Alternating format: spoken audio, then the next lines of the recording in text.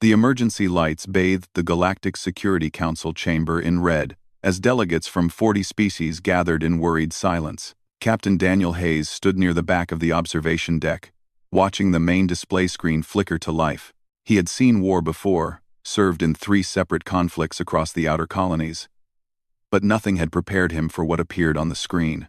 The footage showed a sleek machine moving through the ruins of a human settlement on the frontier world of New Haven. It looked like a predator from old Earth, built low to the ground with 4 powerful legs that moved with fluid grace. But this was no natural creature. Metal plating covered its body in overlapping sections that shifted and adjusted with each movement. Its eyes glowed blue with sensor arrays that could detect heat, motion, and electromagnetic signatures from 3 kilometers away. Most terrible were its claws, each one made of compressed plasma contained in force fields. The recording showed one of these claws slice through a concrete wall like it was paper. "These are the Tiger units," announced High Curator Zethus, the Velcrin ambassador. His voice carried through the chamber with mechanical precision. The Velcrin were a species that had merged with their technology centuries ago, and Zethus looked more machine than organic. Each unit represents 10 years of development and costs more than your primitive spacecraft. They do not tire. They do not fear. They do not make mistakes.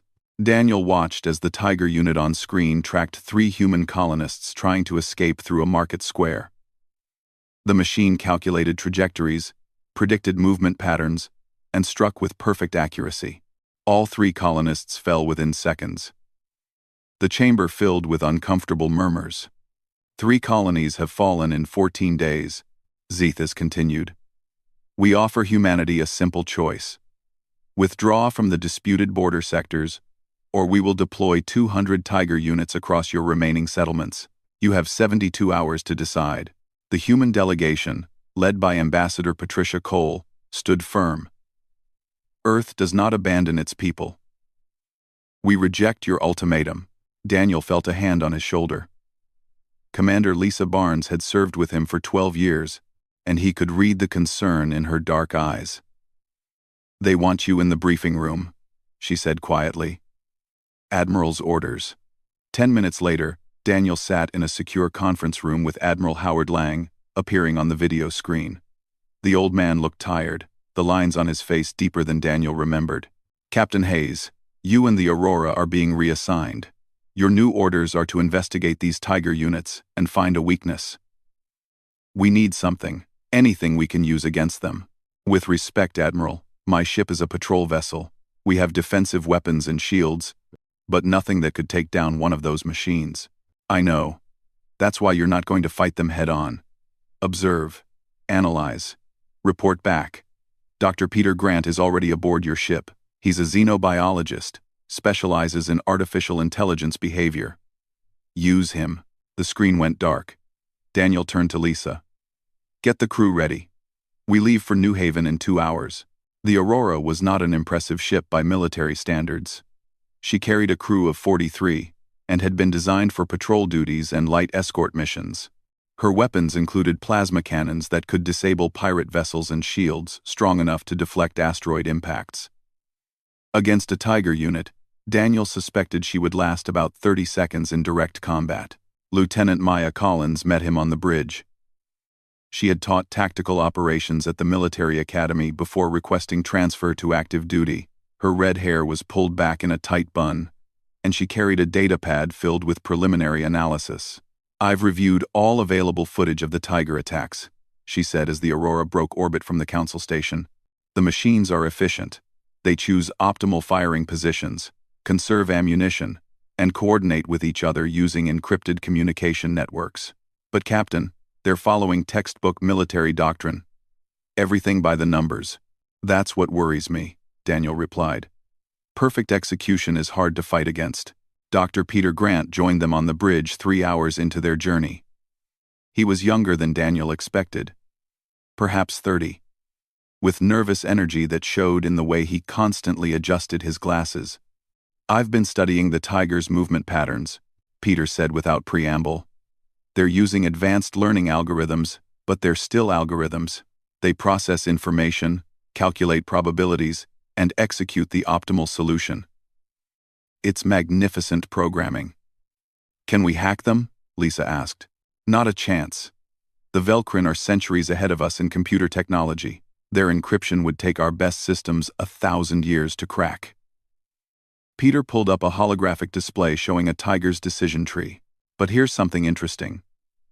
In every engagement, the tigers had multiple opportunities to eliminate targets, but waited for better positioning. They're not just programmed to win. They're programmed to win efficiently. Daniel studied the display. They optimize. Exactly. Minimum ammunition expenditure. Maximum damage output. Optimal energy conservation. It's war reduced to mathematics. The Aurora reached New Haven 4 days after leaving the Council Station. The planet looked peaceful from orbit. But Daniel knew the truth. 2,000 colonists had lived in the main settlement. The Tiger attack had killed 800 in the first 6 hours. The survivors had gone into hiding. "Sir, I'm picking up active Tiger signatures on the surface," reported Lieutenant Chris Palmer from the sensor station. 3 units, moving through the ruins in a search pattern. Daniel made his decision quickly. "We're not engaging. Not yet. Maya, Lisa, Peter, and Chris. You're with me. We go down in the shuttle, observe these machines up close, and maybe we rescue some survivors." "That's a big risk, Captain," Lisa said. "I know. But we need to understand what we're fighting. Watching them from orbit won't do that." The shuttle descended through New Haven's atmosphere as the sun set over the devastated colony. Daniel checked his weapon. A standard plasma rifle that felt inadequate against what waited below. The others did the same in silence. They landed 3 kilometers from the colony's center and moved in on foot. The buildings stood like broken teeth against the darkening sky. Scorch marks covered the walls where plasma claws had torn through. Personal belongings lay scattered in the streets where people had dropped them while running for their lives. Maya held up her hand, signaling the group to stop. Through the ruins ahead, something moved with predatory grace. A Tiger unit prowled between buildings, its sensors sweeping methodically from left to right. Daniel and his team pressed against a collapsed wall and watched. The machine was beautiful in a terrible way. Each movement flowed into the next without wasted energy. Its sensors painted everything with invisible light. Recording, calculating, analyzing. After 2 minutes, it moved on to the next street, following a search grid that would eventually cover every meter of the settlement. "It's hunting survivors," Peter whispered. Daniel nodded. "And it's going to find them, unless we do something." In the distance, a child's cry echoed through the ruins. The cry came again, clearer this time. A child's voice, scared and alone. Daniel felt his team tense beside him.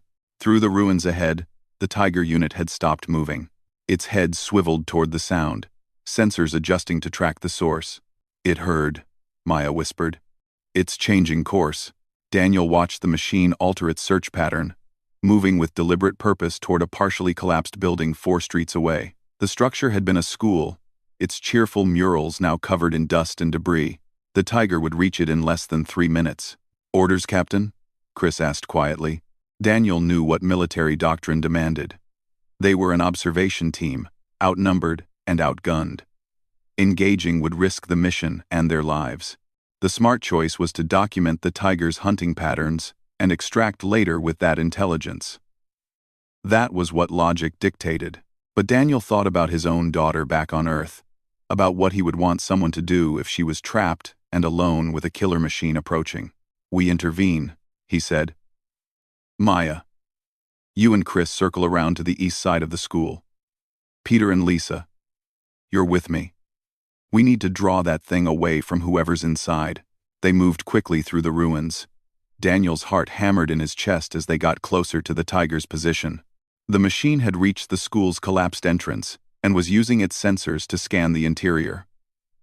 Through gaps in the rubble, Daniel could see small heat signatures. Children, at least 4 of them, huddled in what remained of a basement shelter. The Tiger extended one plasma claw and began cutting through the debris. The superheated energy sliced through concrete and steel with ease. In 30 seconds, It would have a clear path to the children. Now, Daniel said into his comm. Chris fired his rifle at the tiger from the eastern position. The plasma bolt struck the machine's shoulder plating and dissipated harmlessly across its shields. But it had the desired effect. The tiger's head snapped toward the new threat, and its combat algorithms immediately recalculated priorities. Maya fired next, then Daniel and Lisa from their position. None of the shots did real damage, but the tiger's programming recognized a tactical situation. Multiple hostile targets at range versus immobile targets in a confined space. The calculation took less than a second. The tiger abandoned the school and moved toward Daniel's position. "Fall back," Daniel ordered. "Lead it away from the kids." They retreated through the ruins with the tiger following at a measured pace.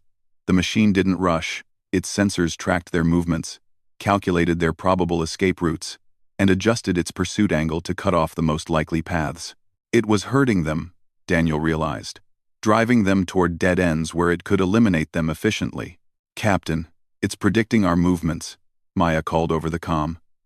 "Every time we try to break east, it shifts to block us." Peter gasped as they ran.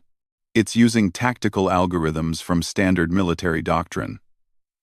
It knows how humans are supposed to move in urban combat." "Oh so. Oh so. Oh so. Then we stop moving like we're supposed to," Daniel said. He spotted a narrow alley ahead, barely wide enough for a person to fit through. "This way." They squeezed into the alley as the tiger rounded the corner behind them. The machine paused. The alley was a dead end, ending at a solid wall. By tactical logic, the humans had just trapped themselves. The tiger's processors confirmed this, and it advanced with what almost seemed like satisfaction in its mechanical movements. But Daniel had noticed something during their pursuit. The tiger always took the most efficient path. It never wasted movement or positioned itself in tactically disadvantageous locations. "Chris," he said quietly, "when I give the signal, fire at the wall behind us. Full power." "Sir?" "Do it." The tiger entered the alley, its broad shoulders scraping the narrow walls. It raised both plasma claws, preparing to strike. Daniel counted down in his head. 3, 2, 1. Now. Chris fired at the wall behind them. The plasma bolt struck old brick and mortar, blasting a hole through to the building beyond. Daniel and his team dove through as chunks of debris filled the alley. The tiger attempted to follow, but its wide body couldn't fit through the irregular opening. For 2.3 seconds, it stopped and recalculated. Those seconds gave them enough time to reach the street beyond and scatter in different directions. The tiger emerged from the alley and faced a new problem. 4 targets, moving to 4 different locations. Its programming assessed threat levels and pursuit probabilities. It chose to follow Chris, who had the most direct path, and therefore represented the easiest target to reach. Chris ran hard, his lungs burning. Behind him, he heard the tiger's footfalls, steady and relentless. He ducked into a building through a broken window, and immediately realized his mistake. The interior was mostly intact, with limited exits. The tiger's sensors painted him clearly through the walls. The machine didn't rush. It moved to the building's main entrance and began cutting through the door with its plasma claws. Chris backed deeper into the structure. Looking for another way out, he found stairs leading down to a basement level and descended quickly. The basement was filled with old equipment and supplies. Chris wedged himself behind a large storage container and tried to control his breathing. Above, he heard the tiger enter the building. Its footsteps were precise, methodical. It was checking each room, each corner, following an optimal search pattern that would eventually find him. Chris watched the doorway to the basement stairs. The tiger appeared, its blue sensors sweeping the space. It detected his heat signature immediately and began descending. Chris raised his rifle, knowing it was useless but unable to just wait for death. Then something strange happened. The tiger reached the bottom of the stairs and stopped. Its sensors had identified Chris's position behind the storage container. It had a clear shot from multiple angles, but instead of firing immediately, it recalculated. The container was pressurized, containing volatile chemicals. A plasma bolt might cause an explosion that would damage the tiger's systems. The machine adjusted its approach, moving to an angle where it could strike Chris without hitting the container. This took 3 seconds. 3 seconds where the tiger had multiple opportunities to kill Chris but chose instead to optimize its attack solution. Chris saw his chance. He fired his rifle, not at the tiger, but at the container beside him. The chemicals exploded in a rush of flame and force that knocked him backward and damaged the tiger's sensor array. Chris scrambled up the stairs as the tiger attempted to recalibrate. Its primary sensors were offline, forcing it to switch to backup systems. By the time it recovered, Chris had rejoined the others outside. "That thing had me dead," Chris said, breathing hard. But it waited. It wanted the perfect shot. Daniel nodded slowly. It optimizes. Even when it has the advantage, it tries to improve that advantage. They made their way back to the school, where Maya and Lisa were helping the children out of the basement. 4 kids, ages 6 to 12, dirty and terrified, but alive. The oldest, a girl named Sophie, explained that her teacher had hidden them when the tigers first attacked. "She told us to stay quiet no matter what," Sophie said. "Where is she now?" Maya knelt down to the girl's level. "Your teacher was very brave. She made sure you were safe." They brought the children back to the shuttle and lifted off before the other tiger units could converge on their position. As New Haven fell away beneath them, Daniel gathered his team in the shuttle's small passenger bay. "That machine should have killed Chris," he said. "It had the shot, but it took extra time to calculate a better solution." "Maya, you said they follow textbook military doctrine." "Peter, you said they optimize for efficiency. What if that's not a strength?" Peter leaned forward. "You're thinking it's a weakness. I'm thinking that perfect tactical calculation takes time, and that time might be an opening we can use." Lisa shook her head. "Captain, we're talking about milliseconds. How do we exploit that?" "1, I don't know yet. But we learned something today. These machines are brilliant at warfare, but they're slaves to their programming. They have to calculate the optimal solution. They can't help themselves." Maya pulled up her tactical recordings on a datapad. "Look at this sequence. When we split up, the tiger had to assess 4 different pursuit options. It took 2.3 seconds to choose. That's an eternity in combat." "Right. And when Chris was in the basement, it recalculated its firing solution rather than taking the certain shot. It wanted the perfect outcome, not just a successful one." Peter's eyes widened. "The tigers are programmed to fight efficiently. Not just to win, but to win with minimum resource expenditure and maximum tactical advantage.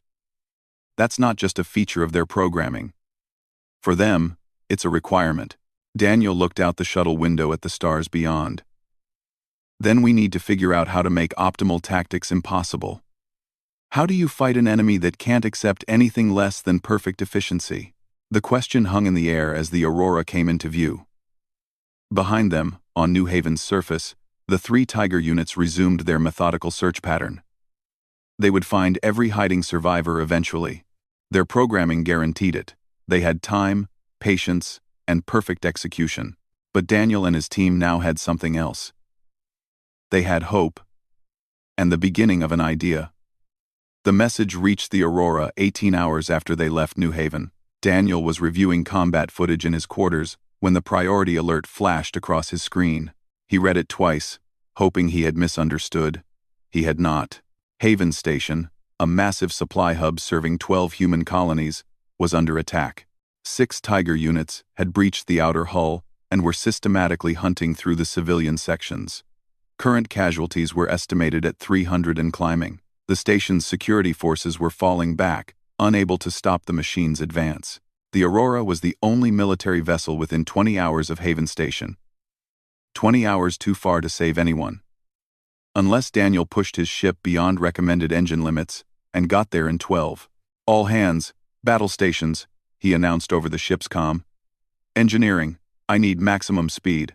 Override the safety protocols if you have to." Commander Lisa Barnes met him on the bridge.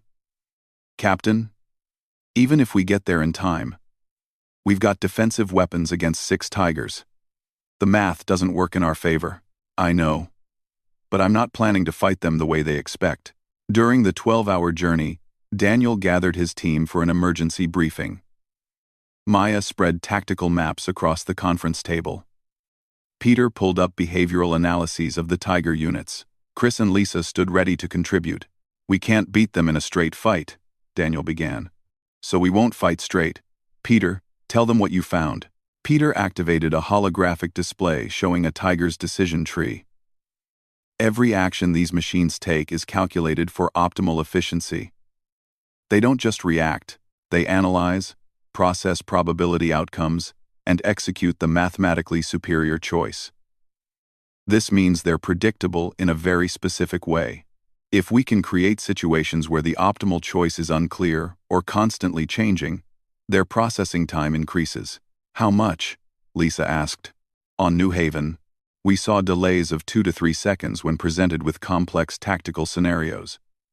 That might not sound like much, but in combat, it's significant. Maya leaned over the table. We also know they coordinate with each other. They share tactical data and adjust their positions to support optimal group effectiveness. What if we break that coordination? Daniel nodded. That's exactly what we're going to do. Instead of meeting them with superior firepower, we hit them with chaos. Tactics that don't make sense, movements that violate military doctrine. We make ourselves unpredictable. That's suicide, Chris said. Abandoning tactical sense means we'll take heavy casualties. Yes, Daniel agreed quietly. It does. But if we fight them their way, we lose everyone on that station. This gives us a chance. When the Aurora arrived at Haven Station, the situation was worse than reported. 800 civilians were confirmed dead. The station's security forces had been decimated. The 6 tigers had split into 3 pairs, systematically clearing sections and eliminating anyone they found. Daniel deployed his crew in small teams, each led by someone he trusted. Sergeant Nicole Wright took 6 Marines to the station's residential sector. Corporal Alan Ross led a team into the commercial district. Maya and Chris headed for the industrial levels. Lisa remained on the Aurora to coordinate. Remember, Daniel told them before they departed. Don't fight like soldiers. Fight like people who have something to protect. Make choices that look wrong, but serve a purpose only you understand. Nicole's team entered Haven Station through a damaged airlock on the residential level. They moved through corridors filled with signs of the tiger attack. Doors torn from their frames, scorch marks on walls, personal belongings scattered and abandoned. Contact, one of her Marines whispered. 2 tigers, 50 meters ahead. Nicole watched the machines through the corridor's curve. They moved in perfect coordination, one covering while the other advanced. Standard military leapfrog tactics, executed with mechanical precision. Her training said to find defensible positions and engage from cover. Instead, Nicole did something that went against every tactical instinct she had. Everyone, scatter. Head in different directions. Run loud. And make yourselves visible. Her Marines stared at her. Sergeant, do it. Now. The 7 humans split up and ran in different directions through the residential sector. They made noise, activated lights, left obvious trails.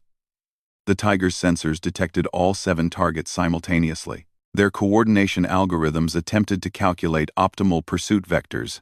2 tigers against 7 targets, moving to 7 different locations. The probability trees branched into hundreds of possible outcomes. Which targets represented the highest threat? Which escape routes would lead to more efficient elimination? Should they split up or maintain formation? The tigers paused for 2.8 seconds. Recalculating. Those seconds allowed the Marines to reach separate hiding positions. When the tigers finally chose their targets and pursued, they found themselves facing hit-and-run attacks from multiple directions. Nothing sustained, nothing following standard ambush protocol, just chaotic harassment that kept their algorithms constantly adjusting. Meanwhile, Corporal Alan Ross was taking a more direct approach in the commercial sector. His team had encountered a single Tiger unit hunting through the marketplace. The machine had optimal cover, superior firepower, and clear firing lanes. Ross should have retreated or called for support. Instead, he charged forward with nothing but a mining laser he had picked up from a damaged shop. His team watched in horror as their corporal ran straight at the Tiger unit, weapon raised and yelling at the top of his lungs. The Tiger's sensors tracked this bizarre behavior.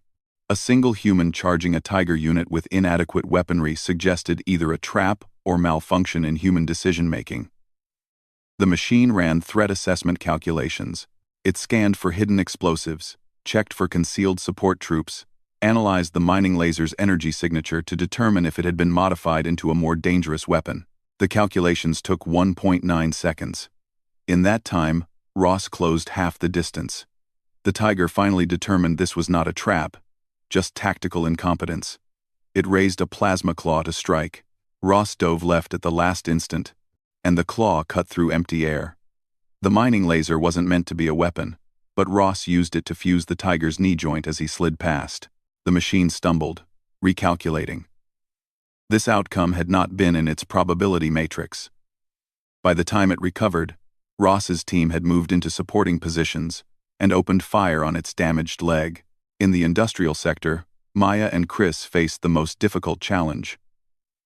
Two Tigers had cornered a group of civilians in the oxygen processing facility. The civilians, mostly technicians and their families, were trapped with no escape route. The Tigers were advancing carefully, calculating the most efficient way to eliminate the targets, while minimizing damage to the critical life support equipment. Maya studied the situation through a maintenance window. "We need to get those Tigers away from the civilians, but we're just two people.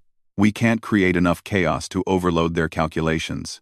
Chris looked at the oxygen processing machinery around them. Massive tanks, complex piping, control systems that required careful monitoring. "What if we create a situation they can't optimize?" "What do you mean?" "These machines calculate efficiency. They minimize risk and resource expenditure. What if we make every choice they have equally terrible?" Maya understood. She moved to the control panel for the oxygen processors and began adjusting pressure values.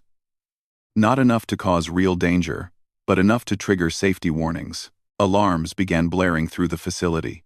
The Tigers detected the alerts immediately. Their programming included protocols for environmental hazards. They paused their advance on the civilians and reassessed. Eliminate the targets quickly before the facility became unstable, or secure the oxygen systems first to prevent station-wide catastrophe. While they calculated, Maya and Chris attacked from two different angles. They fired at non-critical systems, creating more alarms and more variables for the Tigers to process. The machines attempted to coordinate a response, but each action they considered had significant downsides. Pursue the attackers and risk the oxygen system failing. Secure the oxygen system and allow the civilians to escape. Split up and become vulnerable to concentrated fire. For 6 full seconds, the Tigers stood motionless while their processors worked through the decision trees.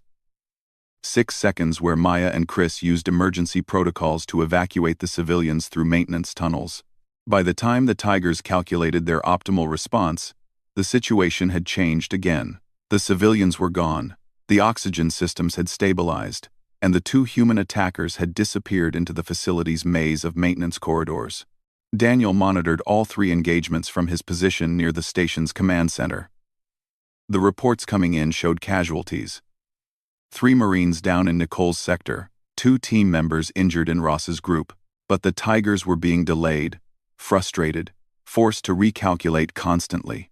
Then everything changed. A Tiger unit emerged from a side corridor directly in front of Daniel. He had been so focused on coordinating the teams that he had failed to watch his own position. The machine's sensors locked onto him immediately. There was no cover, no support, no time to run. The Tiger raised both plasma claws. Daniel saw death approaching with mathematical certainty. The machine had calculated the perfect strike angle, the optimal energy output, the exact timing to guarantee elimination. But Daniel was thinking about his crew, spread throughout the station fighting impossible odds. He was thinking about the civilians they were protecting. He was thinking about his daughter back on Earth, and the promise he had made to come home. These thoughts took perhaps a quarter of a second. In that moment, Daniel did something the tiger's programming could never have predicted. He didn't try to fight or flee. He spoke. "You can kill me," he said calmly. "But every second you spend doing it is a second my people use to save civilians you won't reach. Is that optimal?" The tiger paused. Its algorithms had no protocols for verbal negotiation with a target. It recalculated. The human was correct that eliminating one target while multiple other threats operated elsewhere was not optimal group tactics. But allowing a known target to escape also violated efficiency protocols. The machine stood frozen, caught between two equally valid tactical imperatives. 2 seconds passed. 3, 4.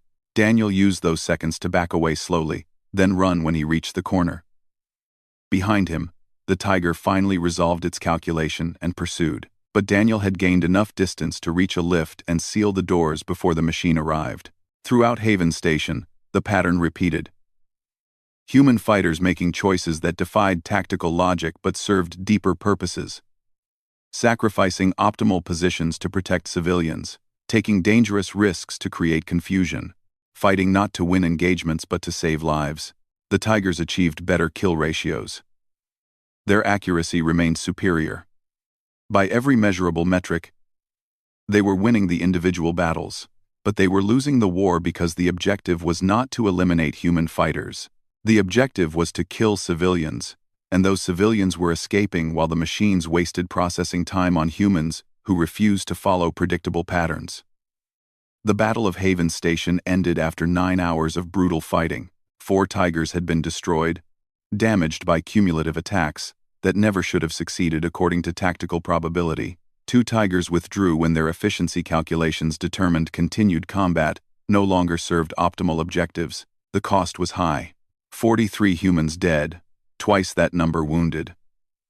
But over 4,000 civilians had been evacuated successfully. Captain Daniel Hayes stood in the damaged command center, looking at the casualty reports. Sergeant Nicole Wright was among the dead. She had deliberately drawn a tiger into a disadvantageous position, sacrificing herself to allow 6 civilians to escape. Corporal Alan Ross would live, but he had lost his left arm in an explosion. The names of the fallen scrolled across the screen, each one representing someone who had fought with purpose instead of perfection. Commander Lisa Barnes entered the command center, her uniform scorched and torn. "Captain, we're receiving a transmission from the Galactic Council. They want a full briefing on what happened here." 3 days later, Daniel found himself back in the council chambers. The red emergency lighting had been replaced by standard illumination, but the tension in the room felt heavier than before. Representatives from 40 species watched as he presented footage from Haven Station. The Tiger units achieved superior tactical outcomes in nearly every engagement, Daniel explained. Their accuracy was 94% compared to our 57%. They expended less ammunition and suffered less damage per combat encounter. By every measurable military standard, they should have won, yet they failed to complete their objective. Interrupted Ambassador Patricia Cole. Why? 2. Because their objective was not to win fights, it was to eliminate civilians. And while they were busy calculating optimal solutions against our forces, those civilians were escaping. Daniel pulled up footage of Nicole's final stand. Sergeant Wright violated every tactical protocol when she led a tiger into that corridor. She exposed herself to enemy fire, abandoned cover, and moved away from support. The tiger's programming identified all of these mistakes and adjusted its pursuit to exploit them. The council watched as Nicole ran down a narrow passage with the tiger following. At the corridor's end, she turned and fired not at the tiger but at the ceiling supports. The structure collapsed, blocking the passage but also trapping Nicole on the tiger's side of the debris. The machine killed her in seconds, but by then the 6 civilians she was protecting had reached the evacuation shuttles. "This is madness," said Councillor Vex of the Horthian Dominion. "Your soldier committed suicide." "No," Daniel said quietly. "She chose her objective and executed it perfectly." The tiger optimized for efficient enemy elimination. Nicole optimized for civilian survival. Different objectives, different definitions of success. Dr. Peter Grant stepped forward with additional analysis. The Tiger units operate on mathematical principles. They process vast amounts of tactical data and always select the action with the highest probability of success with minimum resource cost. This makes them incredibly effective in conventional warfare. But it also makes them vulnerable to opponents whose actions cannot be reduced to simple probability matrices. "You're saying human unpredictability is a weapon?" asked a delegate from the crystalline consensus. "Not just unpredictability," Peter continued. "Purpose. Humans can choose to fight for reasons that don't fit tactical calculation. To protect others at cost to themselves. To sacrifice optimal positioning for moral objectives. To make choices that look like mistakes but serve intentions the Tigers can't process." High Curator Zethus rose from his seat. The Velcrin ambassador's mechanical face showed no emotion, but his voice carried genuine confusion. "You are celebrating tactical incompetence. Your casualties were 3 times higher than necessary. Your ammunition expenditure was wasteful. Your positioning was frequently disadvantageous. How is this victory? Because we saved 4,000 people?" Daniel answered. "That was our purpose. Everything else was just the cost of achieving it." The council chamber fell silent. Finally, Councillor Vex spoke.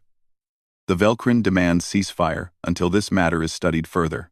If humans have developed a method to counter the Tiger units, the Horthian Dominion wishes to learn this technique. Over the next week, the Council authorized formation of a joint military task force. Daniel was given command, much to his surprise. More surprising was who volunteered to serve under him: Horthian warriors, crystalline soldiers, even a few Velcrin tactical specialists who wanted to understand why their perfect machines had failed. Training these alien troops proved challenging.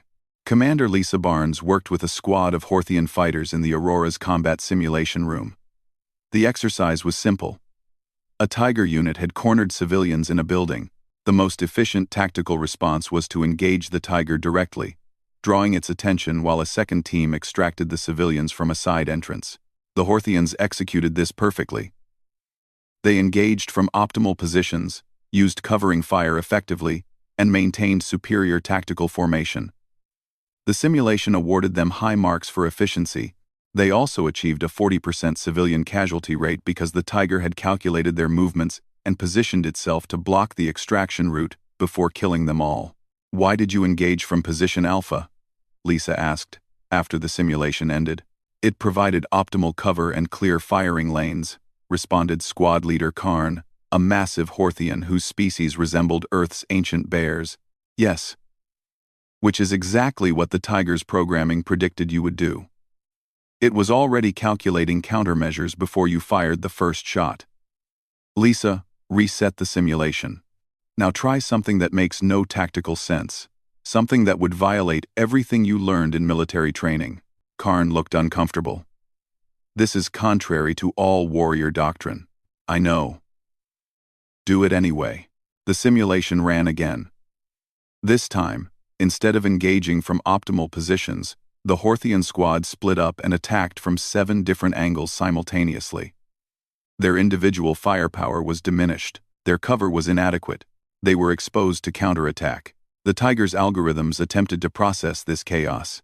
7 targets at 7 suboptimal positions suggested either a trap or a failure in enemy coordination. It ran probability calculations for both scenarios. While it calculated, the civilians escaped through a route the Tiger had not covered because its programming had not predicted such tactically poor positioning from trained soldiers. The simulation ended with 60% Horthian casualties but 0 civilian deaths. Karn stared at the results in disbelief. "We lost more than half our squad." "Yes, but you saved everyone you were supposed to protect. Different objective, different definition of success." The concept spread slowly through the joint task force. Some species adapted quickly, finding ways to incorporate purposeful unpredictability into their combat doctrines. Others struggled with the idea of deliberately making tactical mistakes. The crystalline soldiers, whose species valued logical perfection, found it nearly impossible. Then came the test. Intelligence reported that the Velcrin were preparing a massive offensive against the colony world of Meridian. 20 Tiger units would strike the civilian centers while Velcrin warships blockaded the orbital approaches. It would be the largest Tiger deployment yet, and the Joint Task Force would be humanity's only defense. Daniel gathered his commanders on the Aurora 3 days before the expected attack. Maya Collins had been promoted to tactical coordinator for the entire force. Chris Palmer, recovered from his injuries at Haven Station, led the human contingent. Squad leader Karn represented the Horthian volunteers. A crystalline officer named Prism commanded the technical specialists. "We're outnumbered 4 to 1, Daniel said, studying the tactical displays. "The Tigers will have fleet support this time. If we fight them conventionally, we lose. If we fight them the way we've been training, we'll take heavy casualties but have a chance. My warriors understand the cost," Karn said. "We fight with purpose, not just for victory." "My people are ready," Prism added, though her crystalline face showed clear apprehension. "We have studied your battle records. We understand the theory, though it remains counter to our nature." Maya pulled up projected casualty estimates. The numbers made everyone in the room go quiet. Even with their new tactics, they were looking at 40 to 60% losses among the defending forces. The Joint Task Force numbered 230 soldiers. That meant over 100 would likely die. "There has to be another way," Chris said. Some angle we're missing. Peter Grant had been quiet during the briefing, but now he spoke up. "Actually, there might be. The Tigers coordinate their tactics through a shared data network. Each unit contributes to a collective tactical database that informs all their decisions. They're not truly independent thinkers. They're nodes in a larger computational system." "Can we hack it?" Lisa asked. "No. Their encryption is still unbreakable. But we don't need to hack it. We just need to overload it with impossible calculations." Peter pulled up a schematic of the Tiger network architecture.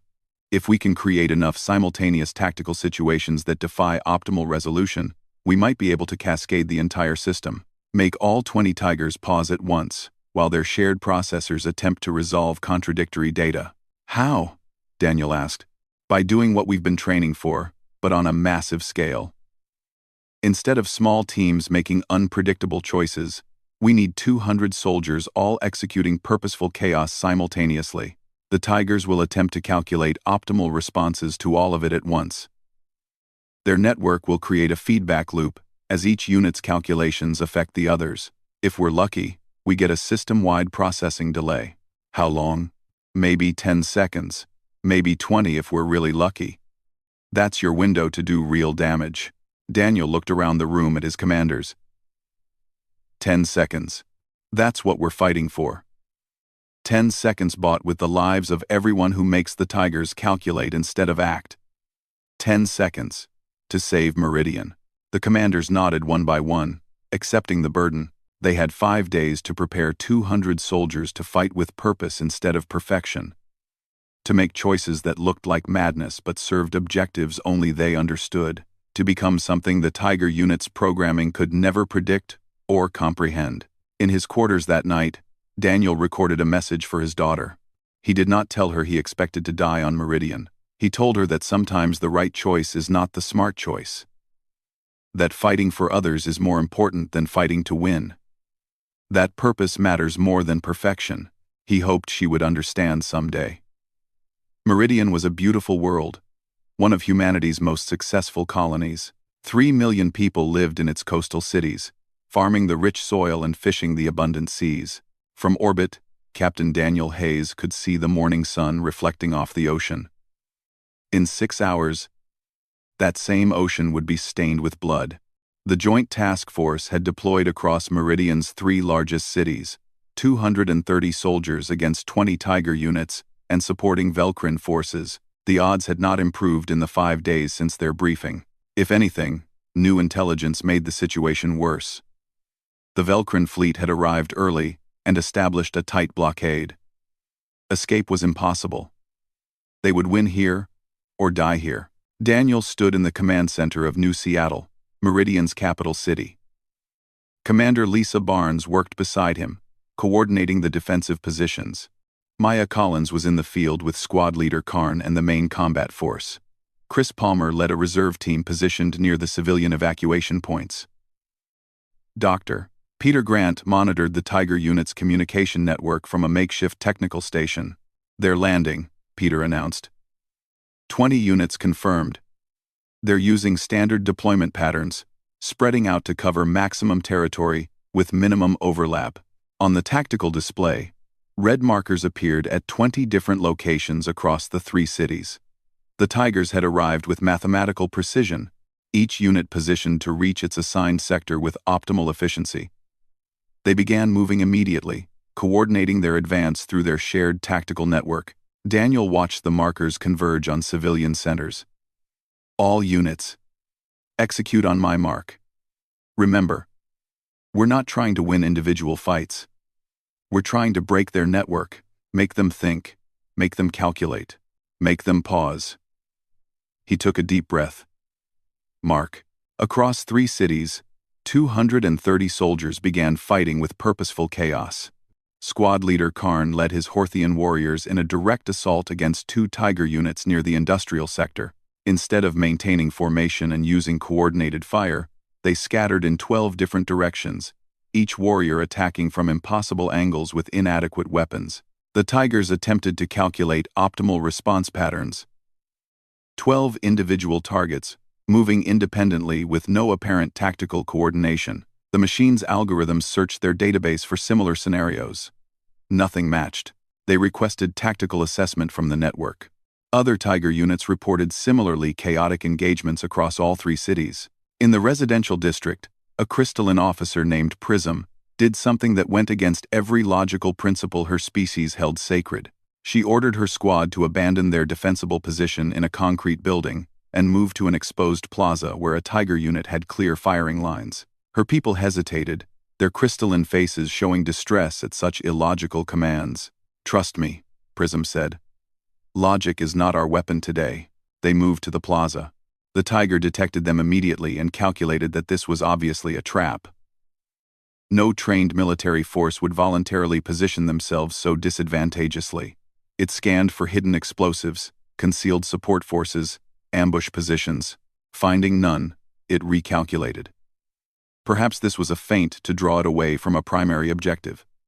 It searched its tactical database for precedents. While it calculated, Prism's squad opened fire from their exposed position. The shots were ineffective against the Tiger's shields, but they served their purpose. The machine now had to process an active threat that made no tactical sense, in a position that should not be occupied, fighting with methods that violated military doctrine. The Tiger's processing time increased to 3.4 seconds as it attempted to resolve the contradictions.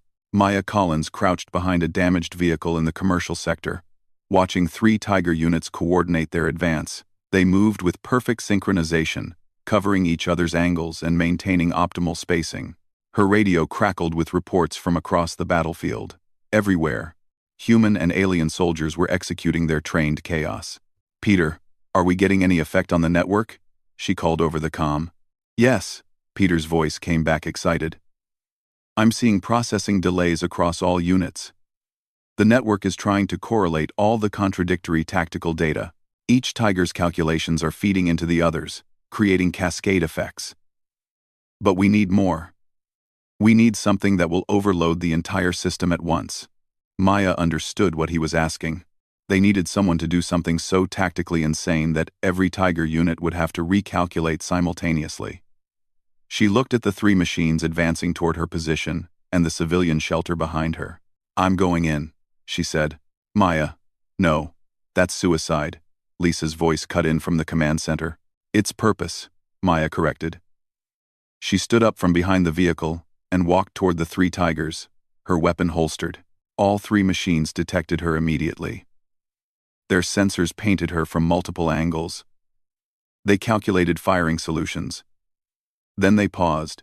This target was unarmed. It was moving toward them rather than away. It showed no signs of concealed weapons or explosives. This made no tactical sense. The Tigers requested analysis from the network. The network was already processing hundreds of similar anomalies from across the battlefield. A human charging with a mining laser. A Horthian deliberately missing shots. A crystalline officer ordering her squad into indefensible positions. The collective algorithms attempted to find patterns, to establish predictive models, to calculate optimal responses. Maya kept walking. The three tigers raised their plasma claws, preparing to strike. But their programming demanded they understand the tactical situation before committing to action. What was this target's objective? What advantage did such a clearly suicidal approach provide? Now, Peter, Maya said calmly into her comm. I see it, Peter replied. Network processing time is increasing. 4 seconds, 6 seconds, 8 seconds. All units are experiencing delay. 8 seconds. In that frozen moment, while 20 Tiger units across 3 cities stood motionless, trying to calculate responses to actions that defied calculation, the Joint Task Force struck. Chris Palmer's reserve team emerged from their concealed positions and attacked the nearest Tigers with concentrated fire. Squad leader Karn led a direct assault on a Tiger that had been paused in mid-stride. Prism's crystalline soldiers used explosive charges on a machine that was still scanning for threats that weren't there. The 8 seconds extended to 10 as the Tiger network attempted to process the new variables. Multiple units under simultaneous attack. Targets that had been defensive, suddenly becoming aggressive. Tactical situations that had seemed stable, suddenly becoming critical. The Tigers began to fail. Their programming created a feedback loop, where each unit's recalculation affected the network's collective analysis, which triggered more recalculation, which created more network load. One Tiger's processors overheated and shut down. Another executed contradictory movement commands and damaged its own servos. But the 10 seconds ended. The Tiger's network resolved the immediate processing crisis by implementing emergency protocols that reduced calculation depth. They began moving again, faster now, more aggressive. They stopped trying to optimize and simply attacked with brutal efficiency. The cost was immediate and terrible. Squad leader Karn fell to a plasma claw strike while destroying a Tiger's sensor array. Prism's entire squad was caught in an explosion. When a Tiger unit self-destructed rather than accept capture, Chris Palmer took a shot meant for a civilian and went down hard. Maya stood between 3 Tigers as they emerged from their processing delay. She had no cover, no support, no chance. The machines raised their claws in perfect synchronization. She closed her eyes and thought about the civilians in the shelter behind her, the ones who would have time to evacuate now because she had bought them these crucial minutes. The plasma claws descended, then stopped. A Horthian warrior crashed into the nearest Tiger, knocking it off balance. Human soldiers appeared from 3 directions, firing everything they had. The 3 Tigers pivoted to engage the new threats, their algorithms immediately calculating optimal response patterns. By the time they eliminated the rescue force, Maya had been pulled to safety by the last survivor, a young Marine named Kevin Hughes, who would lose both legs, saving her life. The Battle of Meridian lasted 14 hours. 17 Tigers were destroyed through cumulative damage from attacks they should have easily repulsed. 3 Tigers withdrew when their efficiency calculations determined the tactical situation had become untenable. The Joint Task Force suffered 62% casualties, 143 soldiers dead or critically wounded. But 3 million civilians were safely evacuated. Captain Daniel Hayes walked through the memorial gardens 2 days after the battle. Temporary markers showed where the fallen would be honored. Once permanent monuments were built, he found squad leader Karn's marker and stood there for a long moment. The Horthian had died protecting soldiers from 3 different species, fighting with purpose instead of perfection. Captain, Commander Lisa Barnes approached, her arm in a sling from a plasma burn. High Curator Zethus is here. He's requesting to speak with you. Daniel followed her to a meeting room in the temporary command center. The Velcrin ambassador stood by the window, his mechanical form reflecting the afternoon light. When Daniel entered, Zethus turned to face him. I wish to understand, the ambassador said without preamble. The Tigers achieved superior tactical outcomes in 87% of engagements. They had better accuracy, better positioning, better resource management. They were mathematically superior. Yet they failed. I must understand why. Daniel gestured for Zethus to sit, then took a seat across from him. Your Tigers wielded cyber claws. Perfect weapons. Perfectly applied. They calculated optimal solutions and executed them flawlessly. Yes, This should have guaranteed victory. But ours fought with purpose. Sergeant Nicole Wright died because she chose to protect civilians over protecting herself. Squad leader Karn made tactically terrible decisions because they served objectives your Tigers couldn't process. Lieutenant Maya Collins walked toward 3 Tiger units because she valued the lives behind her more than her own survival. Zethus tilted his head in what might have been confusion. These choices reduced efficiency and increased casualties. Yes.